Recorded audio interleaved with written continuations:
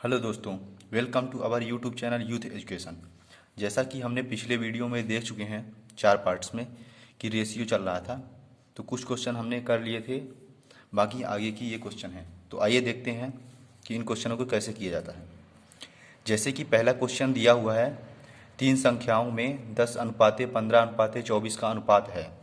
यदि तीनों संख्याओं का योग 98 है, 98 है, तो बड़ी संख्या याद कीजिए। अब 3 संख्याओं का रेशियो ये दिया हुआ है 10:15:24। टोटल इनका अनुपातिक योग अगर हम देखते हैं तो टोटल हो जाएगा, ये जो हो जाएगा 10, 15, 25, 25 जो है और 24 49। तो ये जो है हमारा 49 रेशियो, इसको रेशियो हम मान लेते हैं। 49 रेशियो बराबर हमें दिया हुआ है 98 अनुपातिक योग। 98 टोटल जो है इनका अनुपातिक योग 49 आया, तो इनको हम रेशियो मान लेते हैं। तो 49 रेशियो टोटल योग 98 है, तो इसका जो है 2 मल्टीपल है, 2 मल्टीपल है, 2 गुना है।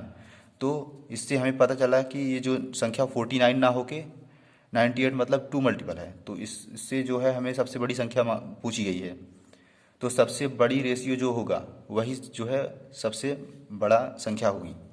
तो इनमें 24 जो है सबसे बड़ी रेशियो है। तो उसी प्रकार 24 मल्टीपल 2 है, तो इसमें 2 के गुणा कर देंगे तो ये जो हो जाएगा 48। 48 जो है हमारी सबसे बड़ी संख्या हो जाएगी। तो यही हमारा क्या होगा, आंसर होगा। अब जैसा कि देखते हैं अगला क्वेश्चन। अगला क्वेश्चन दिया हुआ है, किसी व्यक्ति की आय तथा व्यय का अनुपात क्रमशः 11:10 है के अनुपात में है। यदि प्रति वर्ष वह 9,000 रुपये की बचत करता है तो उसकी मासिक आय कितनी होगी। तो इसको देखते हैं। जैसा कि हमें पता है कि आय बराबर होता है खर्च प्लस बचत, उसी प्रकार इसमें दिया हुआ है आय 11 और 10 जो है ये जो है व्यय का अनुपात दिया हुआ है। तो अगर इसमें आय में अगर हम व्यय घटा देंगे तो हमारी बचत आ जाएगी। तो जैसे कि इसमें रेशियो दिया हुआ है 11:10, तो इसमें 11 में अगर हम 10 घटा देंगे तो इसकी जो है बचत 1 आ गई है।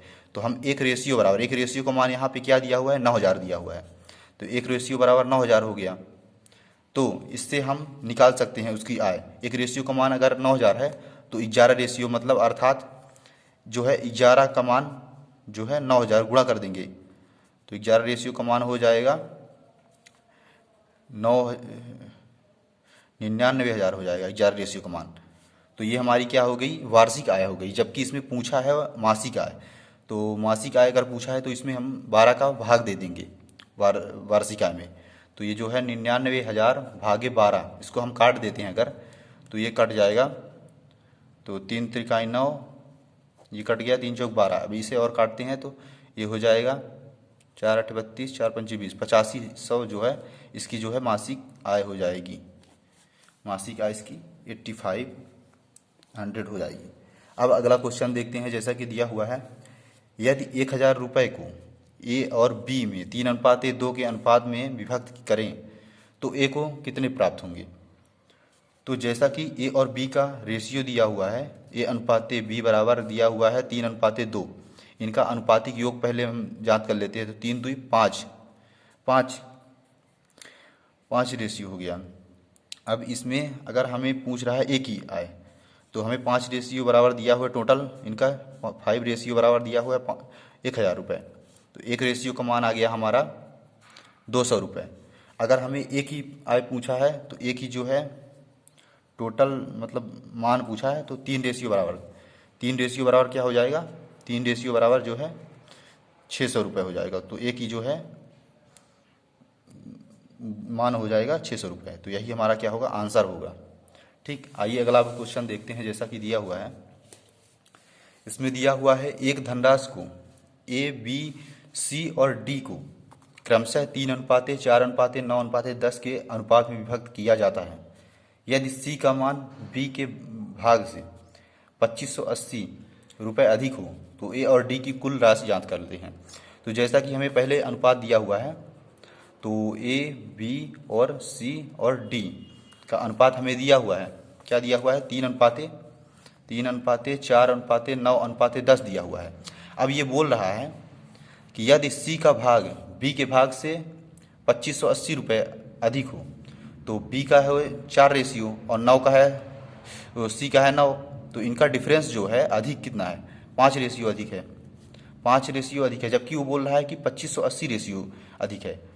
ठीक ना, तो 2580 जो है अधिक है, रुपए अधिक है, तो एक रेशियो का हमारा मान हो जाएगा, यहाँ 5 का भाग चला जाएगा, 5 पचम 25 और ये हो जाएगा 5 एकम 5 5 छक्का 30, तो 516 एक रेशियो का मान हो जाएगा।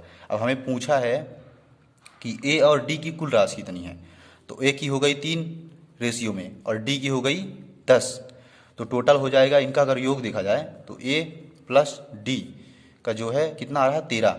अब एक रेशियो का मान 516 है तो 13 रेशियो का मान क्या हो जाएगा, 13 का इसमें गुणा हो जाएगा, तो 13 का अगर गुणा कर लेते हैं तो कितना आएगा, 516 गुणे 13, 3 छंग 18 की 8, हासिल 1, 3 कम 3 1 4, 3 पचे 15, 1 छक्के 6, 1 कम 1 पंचे 5, ये 8 हो जाएगा, 6 4 10 की 0, हासिल 1, 5 2 7 और 5 1 6, मतलब 6708 रुपये जो हो जाएगा ए और डी की कुल रुपए भाग हो जाएगा, आंसर ये हमारा हो जाएगा। ठीक ना, अब देखते हैं अगला क्वेश्चन। जैसा कि अगला क्वेश्चन यहाँ पे दिया हुआ है, एक व्यक्ति ने अपनी संपत्ति इस प्रकार से विभाजित किया कि उसकी पुत्री तथा पत्नी के भाग और उसकी पत्नी तथा पुत्री के भाग में से प्रत्येक 3:1 के अनुपात में हो। यदि पुत्र को पुत्री से 1000 रुपये कम मिले तो संपत्ति कुल कितनी होगी। तो पहले हम इसका रेशियो निकाल लेते हैं। जैसा कि हमें दिया हुआ है, जिस तरह हमने पिछले वीडियो में देखा था कि रेशियो कैसे निकालते हैं, वैसे ही इसका पहले रेशियो हमें निकालना पड़ेगा। जैसे कि दिया हुआ है उसकी पुत्री और पत्नी, तो पहले पुत्री लिख लेते हैं, पुत्री और पत्नी, पत्नी और के भाग और उसकी पत्नी और पुत्री, तो उसकी पत्नी और पुत्री, जैसा कि दिया हुआ है इसमें कि उसकी पुत्री और पत्नी के भाग और उसकी पत्नी और पुत्र, पत्नी और पुत्र यहाँ पे दिया हुआ है, पुत्र का अनुपात 3:1, क्रमशः 3:1 है, मतलब इसका भी 3:1 है और पत्नी और पुत्र इसका भी 3:1 है। अब इसको हम अनुपात रेशियो में निकाल लेंगे तो एक के बगल में खाली है 1 हो जाएगा, 3 के बगल में ये खाली 3 रख ले लेगा, इसका एक्चुअली में अनुपात हो जाएगा 3 त्रिकाई 9 अनुपाते 3 1 कम 3 अनुपाते 1। अब बोल रहा है कि पुत्र को पुत्री से 1000 रुपये कम मिले, मतलब पुत्र का 1 दिया हुआ है रेशियो, अब पुत्री को 9 दिया हुआ है, तो कम कितना है 8 रेशियो कम है, 8 रेशियो कम है, लेकिन वो बोल रहा है कि कितना है 1000 रुपये कम है, 1000 रुपये कम है। ठीक ना, तो ये जो है एक रेशियो का मान कितना आ जाएगा, एक रेशियो का मान अगर हम देखते हैं तो 1000/8 हो जाएगा। ठीक, इसको अगर नहीं भी काटते हैं तो भी हो जाएगा, तो चाहे तो काट लेते हैं। अब अगर पूछ क्या रहा है तो कुल संपत्ति कितनी हो जाएगी, कुल संपत्ति कितनी है 9 3 12 1 13 है कुल संपत्ति, तो अब इसको गुणा कर लेंगे तो 13 गुणे 1000/8 हो जाएगा।